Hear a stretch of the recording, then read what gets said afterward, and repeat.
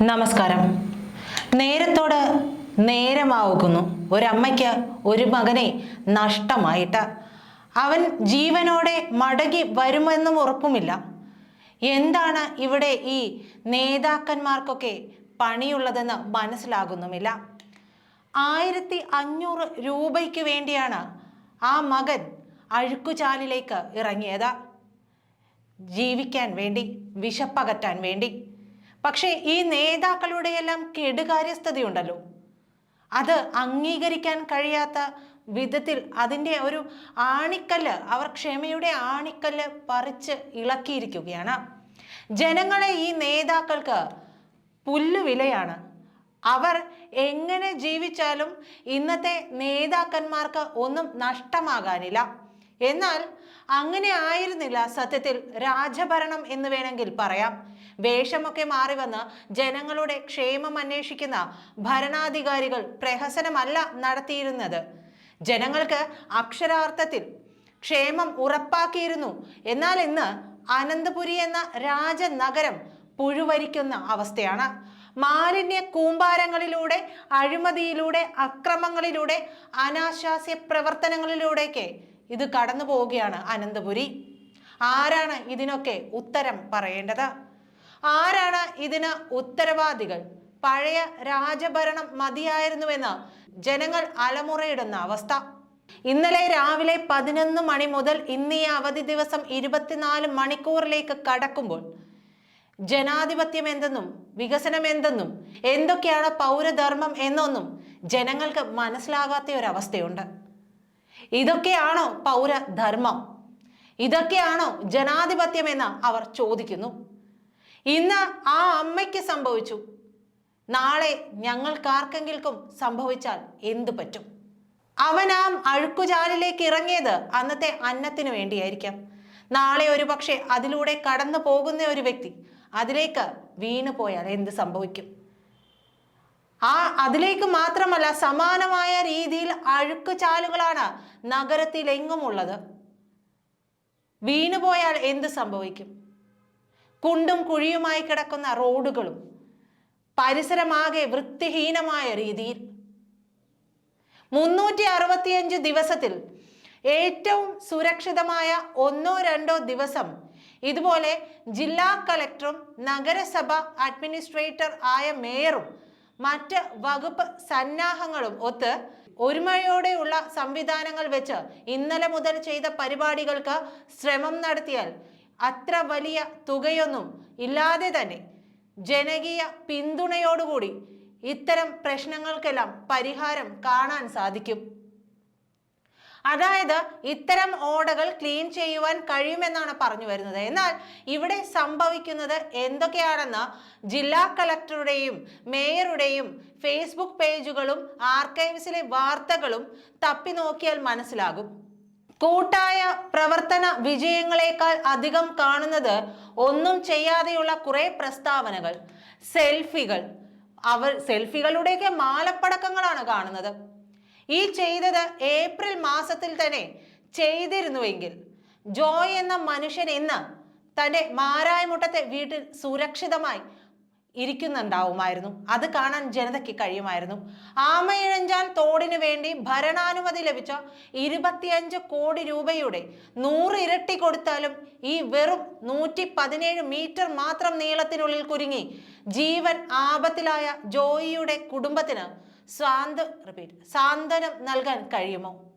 ഒരുപക്ഷെ അങ്ങനെ കഴിയുമെന്നൊക്കെയാകും സർക്കാരിനുള്ള ഉത്തരം. കാരണം ഇതിനൊക്കെ സാഹചര്യം സൃഷ്ടിക്കുന്ന കയ്യേറ്റക്കാരും മാലിന്യം തള്ളൽ കാരണക്കാരാകുന്ന വിദഗ്ധരുടെയും ഒക്കെ പിന്തുണ, അതല്ലേ ഭരണ സ്ഥിരതയുടെ ആദ്യത്തെ അളവുകോലായി കാണുന്നത്. ഈ നഗരത്തിലെ മാസ്റ്റർ പ്ലാനുകൾ കോർപ്പറേറ്റ്സുകൾക്കും വോട്ട് ബാങ്കിന് വേണ്ടിയും സ്ഥിരമായിട്ട് അട്ടിമറിക്കുന്നത് കൊണ്ട് കൂടിയാണ് ഇത്തരത്തിലുള്ള കാര്യങ്ങളൊക്കെ സംഭവിക്കുന്നത്. അവർക്ക് വേണ്ടി പല നീക്കുപോക്കുകളും നടത്താൻ വേണ്ടി പല പദ്ധതികളും പകുതിക്ക് വെക്കുകയും ഇഴഞ്ഞു പോവുകയും ഒക്കെ ചെയ്യുകയാണ്, അല്ലെങ്കിൽ ഇഴച്ചു കൊണ്ട് പോവുകയാണ്. അവർക്ക് വേണ്ടിയിട്ടാണ്, കോർപ്പറേറ്റ്സിന് വേണ്ടിയിട്ടാണ് ഭരണം തന്നെ നടത്തുന്നത്. ഇവർക്ക് വേണ്ടി സുഗമമായിട്ട് ഒഴുക്കേണ്ട തോടുകളെയും കനാലുകളെയും ഏറ്റവും വീതി കുറഞ്ഞ രീതിയിൽ പലയിടത്തും അശാസ്ത്രീയമായി കുപ്പിക്കഴുത്താക്കുന്ന പ്രക്രിയയെക്കുറിച്ച് കൂടി ഇനി വരുന്ന ദിവസങ്ങളിലെങ്കിലും ജനങ്ങളും ശ്രദ്ധിക്കേണ്ടതുണ്ട്. നിങ്ങൾ അതിനുള്ള മുറവിളി കൂട്ടിയാൽ മാത്രമേ അവർ എന്തെങ്കിലും ഒരു കാര്യം ചെയ്യാൻ ഒരുങ്ങുകയുള്ളൂ. ഇല്ലെങ്കിൽ ജോയിയുടെ ദുർഗതി നാളെ ഒരിക്കൽ മറ്റൊരാൾക്കും സംഭവിക്കാം. അത് സംഭവിക്കില്ല എന്നുള്ളതിന് യാതൊരു ഉറപ്പുമില്ല.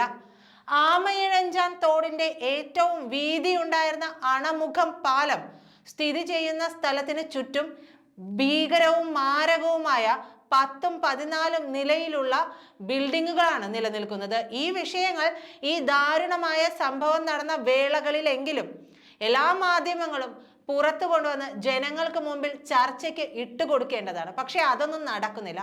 പിന്നെ ജലവിഭവ മന്ത്രി എന്തുകൊണ്ട് മേജർ ഇറിഗേഷൻ വാർഷികമായി ചെയ്തുകൊണ്ടിരിക്കുന്ന ശുചീകരണ പ്രവൃത്തി 2016 ശേഷം നിർത്തിവെപ്പിച്ചു എന്നുകൂടി പറയേണ്ടതുണ്ട്. സത്യത്തിൽ ഭരണകൂടത്തിന്റെ കൂടി അനാസ്ഥയാണ് ഇക്കാര്യങ്ങളിൽ വ്യക്തമാകുന്നത്. ഇക്കഴിഞ്ഞ റോബോട്ടിക് സംവിധാനം കൊണ്ടുവന്നപ്പോഴും മേയർ പറയാൻ ശ്രമിച്ചത് സർക്കാർ കൊണ്ടുവന്ന പദ്ധതിയാണ് ഈ റോബോട്ടിക് ഇതെല്ലാം കൊണ്ടുവരുന്നത്, അത് ഇന്ന വർഷം കൊണ്ടുവന്നതാണ്. അതിനെക്കുറിച്ചുള്ള വിവരണമാണ് മേയർ ആര്യ രാജേന്ദ്രൻ നടത്തിക്കൊണ്ടിരുന്നത്. ഒരു മനുഷ്യജീവന് വേണ്ടിയിട്ടുള്ള തിരച്ചിലിലായിരുന്നു ബാക്കിയുള്ളവർ മുഴുവൻ. മേയർക്ക് ഇക്കാര്യത്തിൽ എന്തെങ്കിലും പറയുവാനുണ്ടോ? ഇപ്പോൾ പറയുന്നത് റെയിൽവേയെ കുറ്റം പറയുന്നു, റെയിൽവേ നഗരഭരണ സംവിധാനത്തെ കുറ്റപ്പെടുത്തുന്നു. പക്ഷേ നഷ്ടങ്ങൾ മുഴുവൻ എപ്പോഴും ജനങ്ങൾക്കാണ്. ഇത്തരത്തിലുള്ള നഷ്ടങ്ങൾ ഉണ്ടാവുമ്പോൾ മാത്രമാണ് ഇത്തരത്തിലുള്ള കാര്യങ്ങളെക്കുറിച്ച് സാധാരണക്കാരൻ ജീവിക്കുന്നത് എന്നുള്ളത് മറ്റൊരു വാസ്തവമാണ്.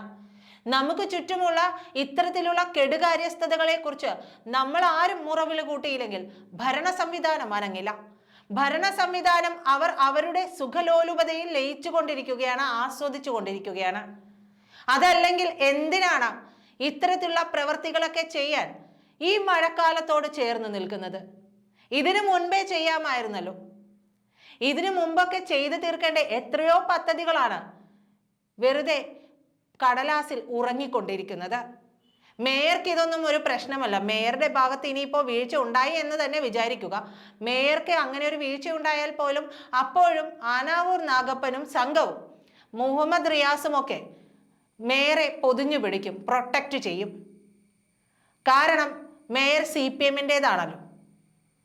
ശരിക്കും അത്തരത്തിലുള്ള ഒരു മാറ്റപ്പെടുത്തൽ ഇവിടെ സംഭവിക്കുന്നുണ്ട്.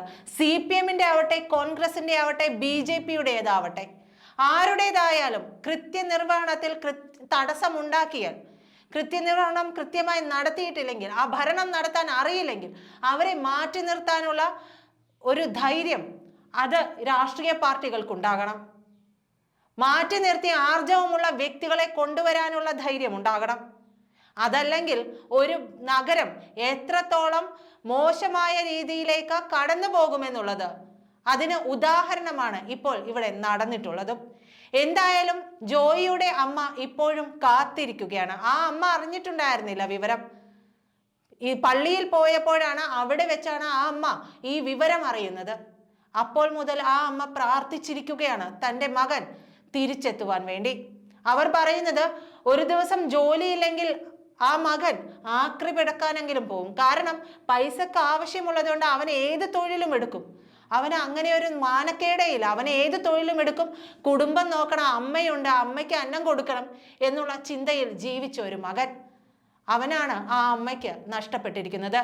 ഇതിന് എത്ര തുക നിങ്ങൾ നൽകിയാലും, എന്തൊക്കെ വാഗ്ദാനങ്ങൾ നൽകിയാലും അതിനൊന്നും പകരമാവില്ല. ഇനിയെങ്കിലും നഗര സംവിധാനം കൃത്യമായ രീതിയിൽ പരിപാലിക്കാൻ മേയറും കൂട്ടരുമൊക്കെ ശ്രമിച്ചാൽ നന്ദി.